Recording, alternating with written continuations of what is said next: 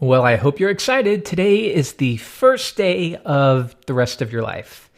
Not really, not at all, but it will be the first day where you will realize how great and easy Jquery is to work with. So we're going to begin by installing Jquery, taking a look at some of the development tools we'll use, and then I'll give you a quick peek at how we can use CSS selectors that you likely already know to query what we refer to as the DOM. So no more waiting, let's get into it. To use Jquery, we have a couple of different options, and we'll take a look at both. First, we'll take a look at downloading the actual file. If we go over here to the right side, you'll see that we have two options, production and development.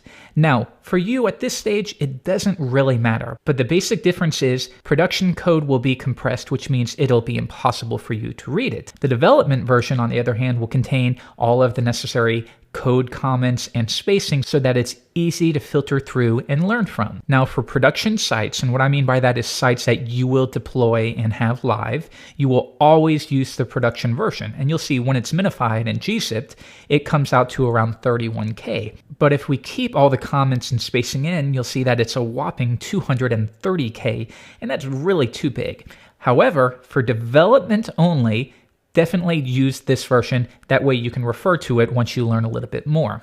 So I'm going to click development and choose download Jquery.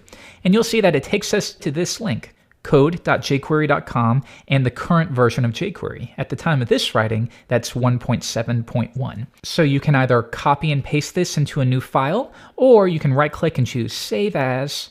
And for now, we'll save it to the desktop as Jquery 1.7.1. I'll click save. There we are. Now we have the library ready to go. Next, I'm going to create a new folder. I will call this lesson 1, and I'll drag in Jquery like so. Now we need to be using a code editor. I'm going to assume that you have some experience, again, with HTML and CSS, and you've already chosen a code editor. You can even use Notepad if you want. I wouldn't recommend it, but you can if that's what you want to do. Now, personally, my favorite code editor is called Sublime Text. And what's nice about this is, though it's not free, you can use a trial version, and it's available for Windows, Mac, and Linux. And it's the best code editor I've ever used, so I highly recommend you take a look at it. All right, and the first step is we'll create a new file, of course. I'm going to call it index.html, and I'll paste in just some opening markup. You should be familiar with this at this point. If you're not, you might want to step back before you continue on. I need you to know a little HTML and a little CSS to move forward. The next step is we are going to reference Jquery, and we have a couple different options. First, we can reference it within the head of our document, Jquery 1.7.1.js. However, if possible, try to place that at the bottom just before the closing body tag. And the reason why we do this is because of the way browsers load assets. The basic idea is nothing can continue on until this script has been downloaded by the browser. More or less, some browsers get around that now, and that's what we call downloading in parallel. However, if you place it at the bottom, you can load all of that CSS and HTML, and then you load Jquery at the bottom, and that way it'll appear as if the page is loading more quickly. Okay, we're all set to go. We have Jquery set up. Now we need to call the Jquery function. For now, I'll place my script tag within the same page, and we can reference Jquery in two ways. First, we can use the long form. Jquery is a function. Now within here, we can pass what we call a selector. Actually, you can pass a lot of things, but for now, we'll take a look at using CSS selectors, and these are what you already are familiar with. For example, let's add a list item that says hello. Now, within your style sheet, you would target that list item likely by doing li, color is red, am I right? Or you might do ulli, but try not to be any more specific than you need to be. So how would we do that with Jquery if we wanted to target the same thing? Well, we reference the Jquery function, and within it, we pass in the CSS selector. So just to give you a better understanding, let's keep it ulli. I can copy that exact CSS selector that you know and paste it into Jquery. So now we're saying, hey, Jquery, search the DOM. Now, DOM refers to Document Object Model. Don't let that confuse you. For now, just think of the DOM as a representation of your page, essentially. So right here, I'm saying, hey, Jquery, use this CSS selector and find all list items. So Jquery will jump into the DOM, and it's going to look for every occurrence of a list item, like this one, and any others that it finds, and it will return them. So let's try this. We'll save that to a variable, And I'm going to assume again that you have a very modest understanding of JavaScript. And by that I mean at least read a couple chapters of a JavaScript book. Otherwise, you might have a little trouble following along, but we won't do anything too difficult. And I'm going to save this to a variable called lis for list items. So let's see what we get in return. And a popular way to do that is through development tools. Most browsers these days have them built in. For example, Chrome, which is what we will be using, has developer tools available. I can right-click, choose Inspect Element, and you'll see that we have these awesome tools available to us. We can view a representation of the DOM, we can take a look at the resources that are being loaded, and we can also take a look at the console. And this is where errors will be logged, warnings, and anything that we would like to log as well. So for example, if I want to log these list items, I can say console. Notice that refers right here. And I want you to log list items. Let's come back, open our file, lesson 1. And once again, if I open up Chrome Developer Tools, this time I'm going to View, Developer, Developer Tools. Alternatively, on the Mac, I can press Command-Option-I. Now you'll see that jQuery did in fact fetch the list item from the DOM and saved it to the lis variable. To make sure this is working, once again, let's copy a couple more. Come back, reload the page, and you'll see that we now have these available to us. So right off the bat, you can see how powerful this is. You don't need to learn anything new. You simply rely on the CSS selectors that you're already familiar with to query and manipulate the DOM.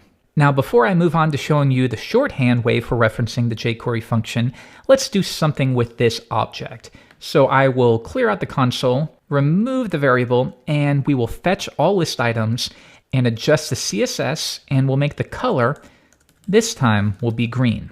Let's try that out. Refresh, and what do you know? The color is now green.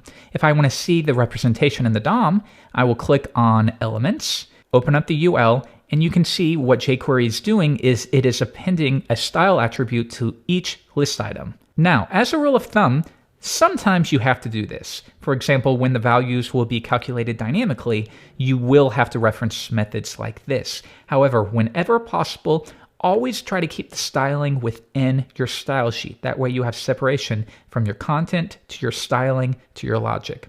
In this case, let's create a new class and we'll simply call it emphasis, something like that. And the color will be green there. Now with jQuery, rather than editing the CSS for each DOM element, I will simply add a class. And to do that, we reference add class. What is the class name? I'll simply copy that like so and place it in. Save it once again. I'm going to come back, reload the page, and we get the exact same effect, but this time we're not adding a style attribute to each list item. Instead, we're referencing a class, and that way CSS can take care of the work. Now, the last thing that we're going to do today is you'll find that it's far more common for people to reference jQuery via its shorthand, which will be a $. So this is identical to this.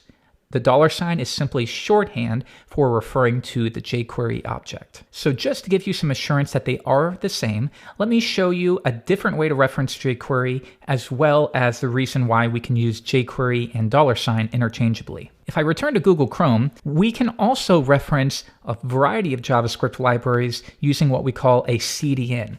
And the basic idea behind this is Google CDN, in this example, they'll take care of the bandwidth. And because they can distribute to so many people, it's far more likely that the code will be cached on the user system, which means they don't have to re-download the jQuery file.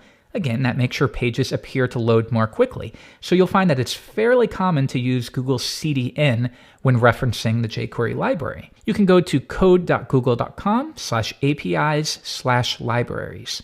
And in this case, I need jQuery. And you'll see that we have two options here, the minified version and the development version. So I will copy that version, paste it in, and you'll see we get the exact same file, but now we're using a CDN. I'll return to Sublime Text, and this time I'm going to replace our local copy with the CDN version. Now, the only downside to this is you may sometimes end up with issues where you don't have an internet connection, so this file is not working, and you also haven't saved a local copy, which means you can't test your jQuery, maybe if you're in the car or on the plane. So that's something to think about. But definitely for production purposes, it's a good idea to use a CDN distributed version of the minified file. Now, if we come back to that file, not quite yet, but I want you to get in the habit of referring to this source file whenever you need to figure out how to use a particular method. Now, right now, it's probably too overwhelming, and that's okay. But if I scroll to the very bottom, you'll see right here, expose jQuery to the global object. Now, window.jQuery is the exact same thing as referencing jQuery. So this is identical to this.